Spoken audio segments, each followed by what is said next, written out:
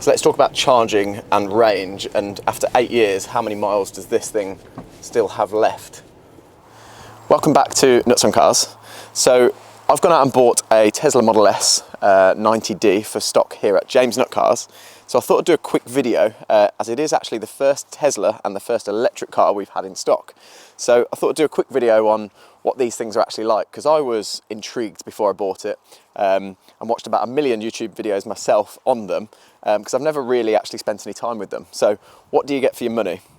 Now, in recent times, the electric car market has crashed completely in the last kind of 12 months. So these things now were over £85,000 new, and this has just sold within a matter of days without any pictures on the website for 24,000.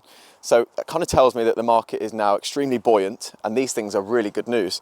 And I think they deserve to be that, because it's got a hell of a lot going for it. So what have we got? We've got a facelift version. So being a 2016, it's got the new upgraded lights, seats, and a couple of little tweaks here and there. But yeah, you can tell mainly by the front bumper and the front LED lights, which are different. We've got the 19-inch Slipstream alloy wheels. Now these were silver, and I'll post a picture of what they came in like, and they were curbed. So I've had these powder-coated black, because personally I think they look a lot nicer. You can also wrap the silver trim black as well, which I'd be tempted to do. As I say, this car sold so fast I didn't even get a chance to do it, but that's an option that a lot of people do just to really kind of give it like a proper black pack. I think it looks really good as it is. We've got a pan roof, and again, as I say, I think this is pretty much a standard car. Somebody might correct me if I'm wrong, but I think this is standard on this year. Now they did actually remove the pan roof from later models, because Tesla had the stats to show that only like 30% of customers were actually opening them, so they got rid of it. But this is a good one because it's a sliding opening pan roof. It's on air suspension again, which is standard. Now this car has actually had the air suspension replaced at some point in the history. Again, not sure how common that is, but that was quite an expensive job. So that's been done, which is a nice peace of mind. We've got a power tailgate, which is nice, and a massive boot. Now this is a big car. Now I would like put it in the realms of a 7 Series and an S-Class nearly, size-wise, and I think that's what they've kind of aimed at it at, like in terms of their customer market. So yeah, all in all, it's a well-spec car from the outside. I think they actually look the part, preferably with the 20s. They do look nicer, obviously, but now the wheels are painted black, I think this actually looks really good.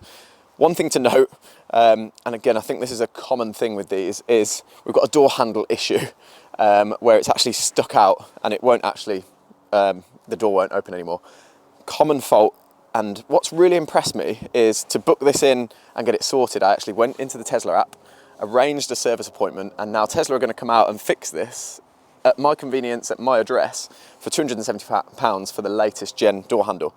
So one of the things I've noticed in the couple of weeks I've had this is just well, it's basically a tech company, not a car company. So things like the booking of an appointment for things like that makes every other manufacturer feel really old-fashioned, in my opinion. So yeah, really impressed with that, and that will be sorted. So from the outside, that's pretty much it. I think they're I've never been a big fan of the look of Teslas, but now in this spec and things, I can appreciate that it's a pretty good looking car. So we'll jump inside and have a little look and see what's going on in there. So what have we got in here? We've got the next gen leather seats, which is a big upgrade on the sort of flat bottom previous version. So they're a good looking seat with like very sporty with an all-in-one headrest. So that's really nice. We've got tons of leather. As I say, Model S, they've aimed it as a premium. I mean, this wasn't a cheap car when it was new. So there are some premium materials in here. We've got the extended leather dash with suede. We've got some high gloss inlays, and the screen, like everybody that jumps in here cannot get over how big that screen is. I mean, it is like ridiculous how big that thing is. But actually, what's impressed me the most, and I've probably done nearly 1,000 miles in this, is how intuitive everything is. And especially for a 2016 car, everything is just where you want it to be. It's fast, it's responsive, and it just makes you jump in another car after driving a Tesla, and it feels like it's 40 years behind in comparison. So yeah, that feeling of intuitiveness is like nothing else I've ever felt in a car. And another exciting thing I found when I jumped into it is something nice for me as a small car dealer. I drive a lot of stuff. Getting into a car and not knowing how to use anything, and that goes against me saying it's intuitive, but you figure out quite quickly how things work. But it's just quite exciting that everything's so different compared to the mainstream stuff. So yeah, really impressive, nice place to be. Although I would say it's more Japanese luxury rather than German luxury in terms of like the fit and finish and the feel and the solidness. Yeah, I don't think it's on a par with your Mercedes S-Class and your 7 Series. I think it's more of a Lexus feel to it, but it's still a nice place to be.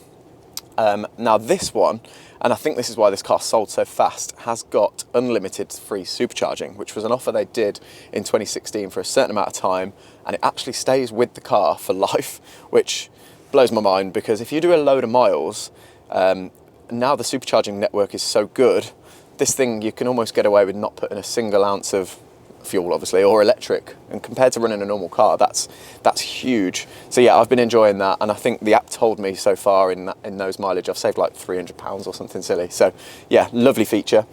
There are upgrades that you can have in these. So this, as I say, is a pretty standard car. You can get MCU2, which gives you a faster response screen. I actually think this is still pretty good for its age. Allows you to watch things like Netflix, YouTube, that sort of stuff. And I believe it gives you like 5G. So that's a £1,400 option that you can just add to the car through the app, I believe, and then they come out and fit it for you. But it hasn't got it, but I mean, I'm happy with the system that it's got. It hasn't got any sort of anything more than the standard autopilot. But again, that is something you can add at a later date, but wouldn't bother me too much. So yeah, what we'll do is we'll take it for a drive and see how it performs on the road.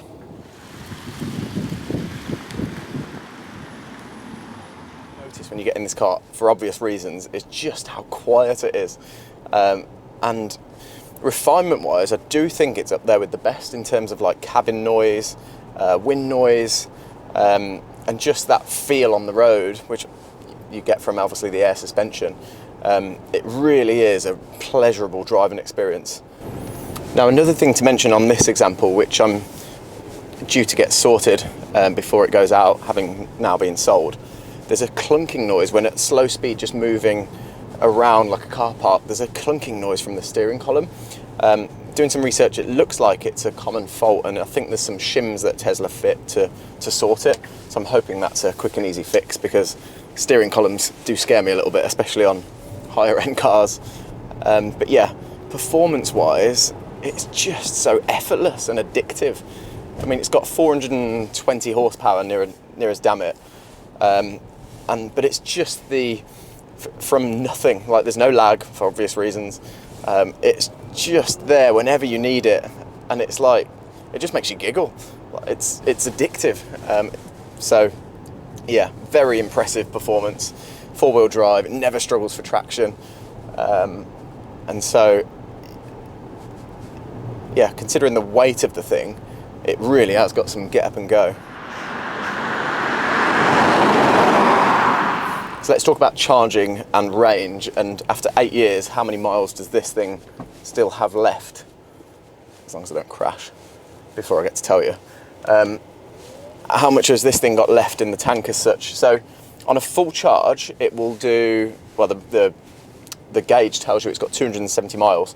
So that to me sounds like it's about 10 miles down from when they were brand new, realistically, rather than the claimed figures. So I think they talk about battery degradation on these things of about 1% a year. So that seems to be about on track with that, which I think is incredible. If you think about your iPhone and how that thing deteriorates over time, the fact that this thing can only lose that amount in that space of time, having done 40,000 miles, is brilliant, in my opinion. Now, I actually don't have a home charger, so I've just been using the supercharging for obvious reasons, because it's free. And they don't recommend charging it to 100% on those things. So I've got it set at 90%, and that will get me about 230 miles. But in the cold weather, which it's been recently of like 3-4 degrees, that does take about 45 minutes.